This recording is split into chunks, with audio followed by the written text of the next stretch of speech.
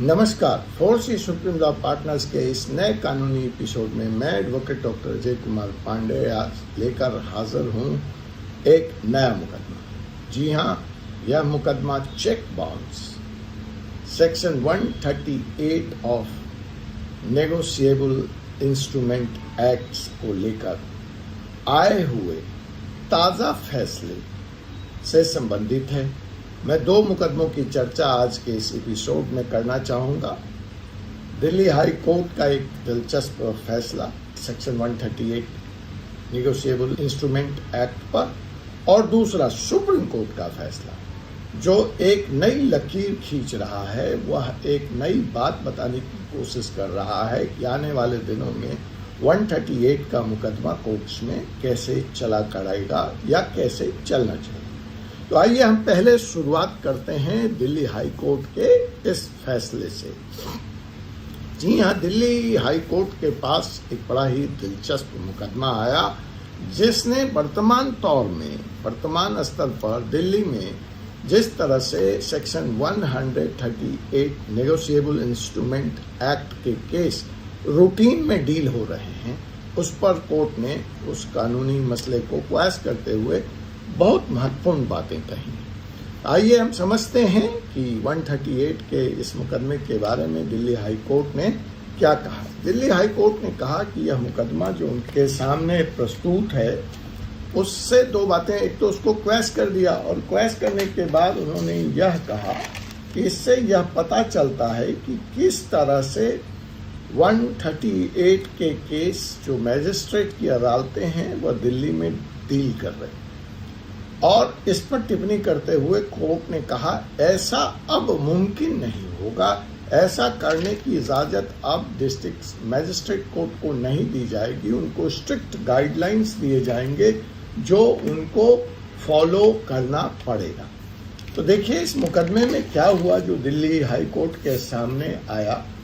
Justice Anoop Jairam भंबानी साहब के अदालत का मुकदमा है और उन्हीं की टिप्पणी है।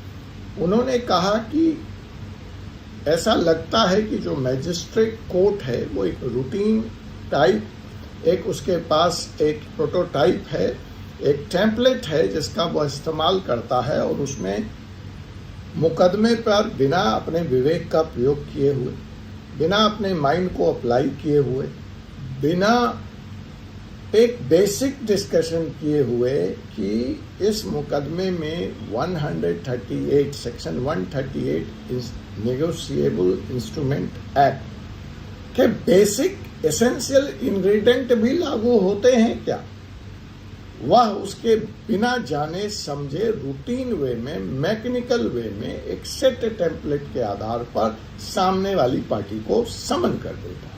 यह गलत है और इसी को रोकने के लिए एक गाइडलाइन लाने की बात दिल्ली हाई कोर्ट ने इस मुकदमे में की।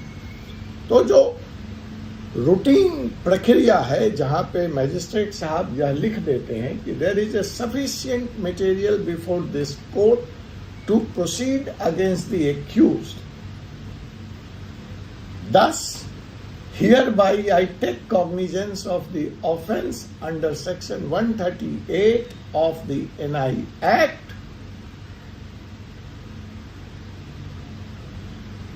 and issue summons to the accused।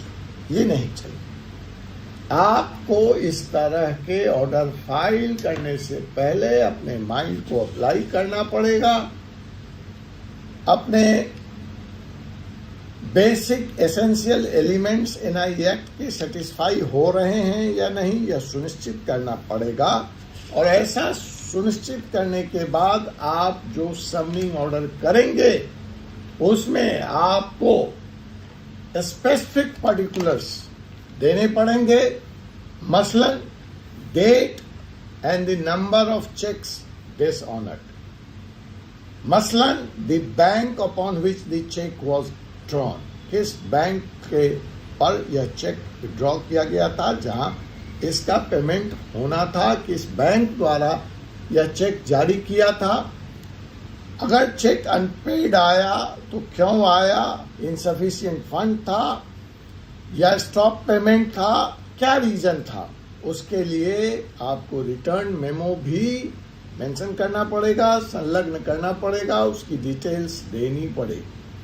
आपको अपने समनिंग ऑर्डर में यह भी लिखना पड़ेगा, स्टैट्यूटरी वार्निंग है, जो मैंडेटरी नोटिस है अंडर एनआई एक्ट 138, क्या वह सर्व हुआ था, क्या वह सर्विस हुआ था, क्या उसकी प्रूफ ऑफ सर्विस थी, और क्या पिटिशनर ने उसका जवाब दिया या नहीं दिया, क्या जवाब दिया। इन सारे तथ्यों के बिना जाने समझे मेंशन किए समनिंग ऑर्डर अब इशू नहीं किए जाएंगे। ऐसा ही दिल्ली हाई कोर्ट अपने इस आदेश में कहता है, और वह जो वाइडली प्रिवलेंट प्रैक्टिस है वर्तमान समय में, जहां रूटीन वे में इस तरह के समन्स जारी किए जा रहे हैं, उसको लेकर अपनी नाराजगी व्यक्त करता है।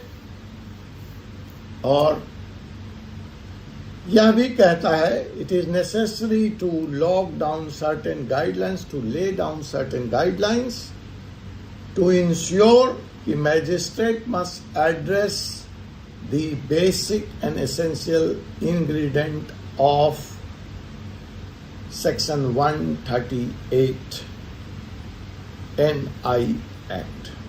इसी से संबंधित एक दूसरे अति महत्वपूर्ण फैसले में जो अपना सुप्रीम कोर्ट है, वह यह कहता है कि आपको 138 NI एक्ट का जो बेसिक कैरेक्टर है, जो बेसिक इथॉस है, वह भी समझना पड़ेगा। वो बेसिक इथॉस कंपाउंडिंग का है, बेसिक इथॉस कॉम्प्रोमाइज का है, बेसिक इथॉस जो है, बेसिक सोल जो है, जो पर्पस है 138 NI एक्ट का, क्रिमिनल होते हुए भी वह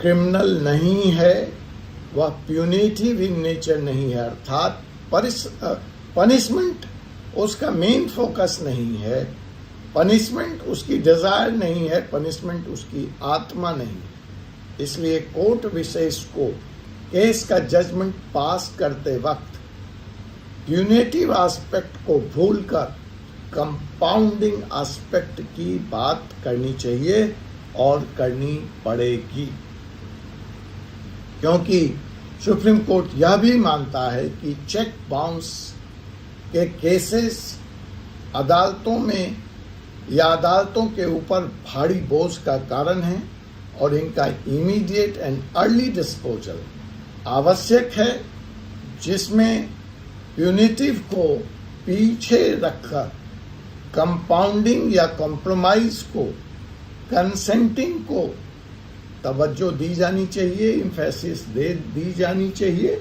और इस संबंध में सुप्रीम कोर्ट बहुत सारे जजमेंट का हवाला देता है, जिसमें डेपो ध्रुव एस प्रभु वर्सेस सईद बाबालाल हैं, Gimpex private limited versus Manoj Goyal हैं, meters and instrument private limited and another versus Kanchan Mehta हैं।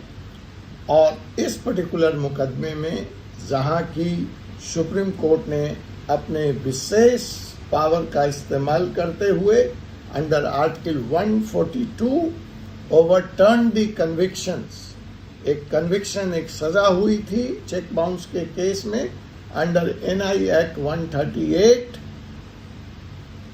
को ओवरटर्न कर दिया और कॉम्प्रोमाइज और कंपाउंडिंग को इम्पोर्टेंस दिया, और यह साथ में इम्पैसिस किया कि प्यूनिटिव एस्पेक्ट को भूलिए और आगे बढ़िए।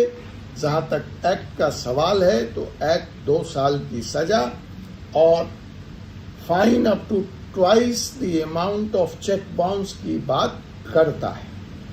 तो आज चेक बाउंस के इस 2 पहलू को, summoning and then sentencing, final judgment पर मैंने सुप्रीम कोर्ट और हाई कोर्ट के 2 महत्वपूर्ण जजमेंट के हवाले से आपको बताने का, समझाने का, इस नई चेंज को, तब्दीली को प्रयास किया है। यह प्रयास कैसा लगा जरूर अपने कमेंट बॉक्स में मुझे बताएं। और आपसे पुनः मुलाकात होगी एक ऐसे ही मुकदमे के साथ अगले एपिसोड में। तब तक मुझे डॉक्टर अजय कुमार पांडे को अनुमति दीजिए। जय हिंद, जय भारत।